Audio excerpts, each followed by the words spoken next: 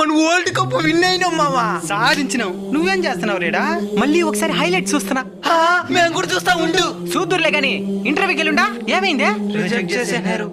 మాకు జీవితంలో సక్సెస్ అవుతామని నమ్మకమే చచ్చిపోయింది. నమ్మకమే చచ్చిపోయిందా? నైట్ మన మ్యాచ్ చూసి ఏమి నేర్చుకున్నారా? భారత్ గెలుస్తుందనే నమ్మకమే లేదు. ఇద్దరు బ్యాట్స్మెన్లు ఫామ్ లో ఉండి 30 బాళ్ళకి 30 రన్స్ మాత్రమే కొట్టాల్సిన పరిస్థితి నుంచి పోరాడి 7 పరుగుల తేడాతో ఘన విజయం సాధించిన మన టీమిండియాని చూసి మనం ఏం నేర్చుకున్నాం? మన భారతీయుల చేతే అవమానించబడి చివరికి తన భార్య చేత కూడా తిరస్కరించబడిన ఒక వ్యక్తి దృఢంగా నిలబడి పోరాడి మన జాతీయ జెండాని ప్రపంచ దేశాల ముందు గర్వంగా ఎగరేసినాడు. ఆయన్ని చూసి మనం ఏం నేర్చుకున్నాం?